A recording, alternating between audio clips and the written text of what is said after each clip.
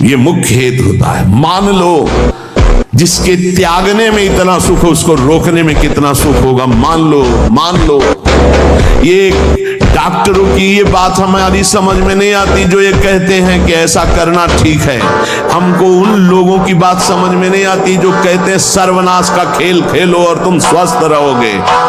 ब्रह्मचर्य में जीवन परम पुरुषार्थमय जीवन होता है। ब्रह्मचर्य ही ब्रह्म की प्राप्ति का मुख्य हेतु होता है। शरीर में जितनी पावर शक्तियां हैं वो सबका अंतिम रूप वीर्य है। ब्रह्मचर्य परम जीवन परम पुरुषार्थ ब्रह्ममय है। 10,000 वर्ष तक ब्रह्मचर्य रह करके कश्यप जी ने जब संतानोत्पत्ति का संकल्प किया तो विनता जी से भगवान गरुण जी का प्रादुर्भाव हुआ। भगवान अरुण जी का जो सूर्य के सारथी और जो हरि के वाहन गरुण जी अरुण जी। फिर 1000 वर्ष तक रहकर भगवान वासुकी भगवान शेष अनंत फणधारी इनका जब वो सहवास करते तो हजारों वर्ष ब्रह्मचर्य रह के तो बलिष्ठ देवता बलिष्ठ दैत्य सब उन्हीं से प्रकाशित हुए। 25 वर्ष तक ब्रह्मचर्य रहा, फिर वो गृहस्थी में गया तो कुछ उसका गृहस्थी नहीं बिगाड़ पाएगी, क्योंकि परिपक्व हो गया ना। उसका जो सप्तम धातु परिपक्व हो चुकी, तो उत्तम संतान होगी और वो धैर्यवान होगा। उसका माइंड जो है काम करेगा। ये भ्रम है कि हम पहले भोग लेते हैं फिर वैराग्य धन। ये भ्रम है। जितना भोगोगे उतने ही कमजोर होते जाओगे, तुम्हारी आध्यात्मिक शक्ति क्षीण होती जाएगी और तुम्हारा संकल्प बनता जाएगा भोगों का। फिर निकल पाना केवल गुरु हरि कृपा के ही, अन्य कोई नहीं निकल पाता। आज तक नहीं निकल पाए, यही दलदल है। अब भागो, सूखे में आ गए हो, पीछे कदम मत बढ़ाना। जिस दलदल से आए हो अगर उधर गए तो फिर अब नहीं निकल पाओगे। पता नहीं कितने युग व्यतीत हो जाएंगे। सावधान। तो बांध लगोटा बचा के इंद्री कभी न देखा पर नारी। जो काछवाछ मन निश्चल राखे धनी धनी जननी तेरी रे। नरसिंह मेहता जी कहते हैं कि हमें पूरे आजीवन ये नियम रखना है कि पराई माता बहनों की तरफ हमारी गंदी दृष्टि न हो। कभी अगर दृष्टि भी गंदी हो जाए, मान लो चूक है, बड़े जन्मों से हम उसी में लगे हुए हैं, तो क्रिया नहीं होनी चाहिए। बड़े से बड़ा दुख सहने की सामर्थ्य आती है ब्रह्मचार्य में। अगर ब्रह्मचर्य है, बड़े से बड़े दुख में भी आप अपनी दिनचर्या नहीं रोकेंगे। आपके अंदर पावर रहेगा। खान पान वाला पावर अलग है, वो तो चर्बी बढ़ाएगा। ब्रह्मचर्य अध्यात्म पावरफुल, ब्रह्मचर्य संकल्प पावरफुल, ब्रह्मचर्य सर्दी गर्मी बरसात पीड़ा इनको सहने की सामर्थ्य उसमें आती है। हमारा भजन ठीक चल रहा है, इसकी हमारे अंदर पहचान है कि हमें मान अच्छा नहीं लगता, किसी से मोह नहीं है, कोई भोग की नवीन भोग भोगने की इच्छा नहीं है, भोगों के सानिध्य से हमारे अंदर कोई हलचल नहीं है, सुख दुख में समान भाव है, निरंतर भगवान की स्मृति में डूबा हुआ है। यह है परमार्थ की उन्नति के लक्षण। वाणी का ब्रह्मचर्य व्यर्थ का बकवास नहीं, भगवत चिंतन हितकर मधुकर वाणी। नेत्रेंद्रिय का ब्रह्मचर्य सब में भगवत भाव देखना, कहीं कोई काम आदि की चेष्टा को ना देखना। श्रवणेंद्रिय का भगवत चर्चा सुनना, शास्त्र चर्चा सुनना, व्यर्थ की बातें ना सुनना। ऐसे हर इंद्रिय का ब्रह्मचर्य हो जाएगा तो ब्रह्मचर्य का मतलब ब्रह्म में ही स्थित महापुरुष। सच्चा ब्रह्मचर्य का स्वरूप है ब्रह्म में स्थित महापुरुष, तो वहां पहुंचा देगा। ब्रह्मचर्य में जीवन परम पुरुषार्थमय जीवन होता है। ब्रह्मचर्य ही ब्रह्म की प्राप्ति का मुख्य हेतु होता है। ये मुख्य हेतु मान लो जिसके त्यागने में इतना सुख उसको रोकने में कितना सुख होगा। मान लो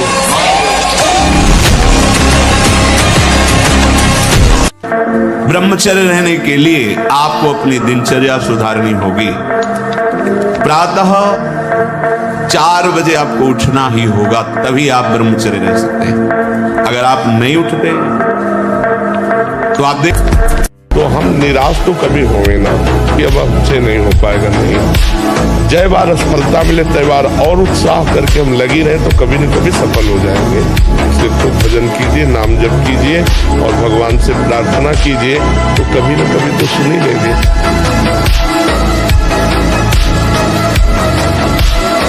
ब्रह्मचर्य बहुत आवश्यक है, सबको आवश्यक है। गृहस्थ में उचित ब्रह्मचर्य है, विरक्त में नैष्ठिक ब्रह्मचर्य है, आजीवन ब्रह्मचर्य। जो ब्रह्मचर्य का महत्व नहीं रखते हैं उनका जीवन कूड़ा हो जाता है, उत्साहहीन, और कई तरह के ऐसे महान दोष उत्पन्न हो जाते हैं ब्रह्मचर्य की हानि से। भला ऐसा कोई जीवन होता तुम जिसे उन्नति मान रहे हो, हमारे लिए वो तिरस्कार के योग्य है, हमारे लिए वो निंदनीय विषय है जिसे तुम उन्नति मान रहे हो। यही तो नौजवानों की बुद्धि भ्रष्ट हो गई है। क्या रुपया उन्नति है? आचरण पवित्र उन्नति है। यहाँ एक बार जिस स्त्री ने पुरुष का हाथ पकड़ लिया, आजीवन निर्वाह किया, वो आज इसके साथ कल उसके साथ पर। अब देखो एक लड़की एक बॉयफ्रेंड से 10 दिन बाद ब्रेकअप, दूसरा बॉयफ्रेंड। हम और पक्ष पे नहीं है, एक पक्ष पे। दोस्ती करो, बेविचार मत कर। और जब तुम्हारी दोस्ती पक्की हो जाए तो फिर गृहस्थ धर्म में चले जाओ। फिर और जैसे गृहस्थ का प्रयोग होता है कि आहार में क्या लेना है, वजन तो तय हो गया। अब आहार में कह रहे हैं कि सात्विक आहार ही ब्रह्मचर्य को पुष्ट करता है, नहीं तो ब्रह्मचर्य को नष्ट कर देता है। राजसिक और तामसिक आहार ब्रह्मचारी व्रत निर्वाह के लिए नहीं लेना चाहिए। रसीला, हल्का मतलब सुपाच्य और मधुर, और गेहूं, चावल, जौ, साठी, मूंग, अरहर, चना, दूध, अल्प मात्रा में घी, चीनी, सेंधा नमक या पके हुए ऋतु फल, ये ब्रह्मचर्य में सहायक आहार है। ब्रह्मचर्य कैसे ठीक हो? हमारा संग ठीक नहीं, हमारा भोजन ठीक नहीं, हमारा दृश्य ठीक नहीं, हमारा श्रवण ठीक नहीं, गंदी बातें देखें, गंदी बातें सुने, गंदा विचार आए, गंदी क्रियाएं करें, फिर ब्रह्मचर्य कैसे रहा जा सकता है? हम सबसे कहते हैं व्यायाम, बिना शरीर को थकाए ब्रह्मचर्य को पचाया नहीं जा सकता। 4 बजे उठ के नहा धो करके घंटा आध घंटा दंड बैठक मारे तो आप देखो आपका जीवन प्रकाशित होने लगे। ब्रह्मचर्य ही परम तप है, ब्रह्मचर्य ही परम धन है, ब्रह्मचर्य परम एकाग्रता है। एकाग्रता ब्रह्मचर्य से आती है। आंख मूंदो या खुली रखो, अगर ब्रह्मचर्य ठीक, एक शीतलता, एक गंभीरता, और जिधर दृष्टि लगा उधर एकदम चिपक जाएगी जाके। कभी भी कोई भी परस्पर मुस्कुराहट, बातचीत, ऐसे कोई इशारे यदि दिखाई दे तो आप बचो और उसको बचाओ। साधक है, शादी का है, उससे गलती हो सकती है, आपसे भी गलती हो सकती है। आप सत्संग सुनते हैं, आपको लगा कि इसकी मुस्कुराहट, इसकी कुछ चेष्टा ऐसी दिखाई दे रही है जो हमारे अंदर कामुकता पैदा कर सकती है, उसको भी बचाओ और स्वयं बचो तो भगवान आप पर प्रसन्न हो जाएंगे। वो देख रहे हैं अंदर की बात। साधक को बहुत सावधान रहने की आवश्यकता है। इसको खिलवाड़ मत समझो, इसीलिए कह रहे हैं ये अध्यात्म है, ये परमार्थ है। आपको लगेगा नहीं कि क्या हुआ, मैं कहां भ्रष्ट हुआ, ऐसी जगह खड़े हो जाओगे कि जान भी नहीं पाओगे कि मैं कहां चढ़ रहा था। दोबारा उत्साह भी नहीं आ पाएगा। बात अच्छे से समझ लीजिए। ये जो हमारा मन भजन में लेते, होटलों में खाओगे, भजन में मन लगेगा, अशुद्ध आहार करोगे, मनमानी व्यभिचार प्रवृत्तियों का दर्शन, संभाषण और क्रिया करोगे और तुम्हारा मन सच्चिदानंद प्रभु में लग जाएगा। तमाशा समझा है, तमाशा समझ लिया, अध्यात्म में मन को लगाना। आहार शुद्ध नहीं, विचार शुद्ध नहीं, आचरण शुद्ध नहीं, 4 लोग बैठे हैं उसी में अपनी इंद्रियों को बार बार तुम आकर्षण, शरीर आकर्षण की तरफ ले जा रहे, दिखाई नहीं दे रहा क्या स्थिति तुम्हारी? बात करेंगे, ब्रह्म ज्ञान के नीचे बात ही नहीं। अरे कुछ नहीं, संयम से चलो, सदाचार से चलो, पवित्रता से चलो तो कोई संशय ही नहीं रह जाएगा। हमारी बात अंदर से समझो, हम मन को संभालने की बात करें। सबका खटपट यही है, सब जीता हुआ मन, इससे बड़ा कोई मित्र नहीं, और विषयों में फंसा हुआ मन, इससे बड़ा दुश्मन कोई नहीं। हमारा बाहर कोई दुश्मन नहीं है, बाहर कोई मित्र नहीं है, यही सबसे बड़ा दुश्मन और सबसे बड़ा मित्र। देखो बहुत सही ढंग से हम चल रहे हैं समाज में, राधे राधे, और 1 मिनट इस बेईमान के कहे में लग गए और कोई गलत आचरण कर दे, सब मिट्टी मिला है ना भारी दुश्मन। पूरे जीवन की कमाई 1 मिनट में कमाई।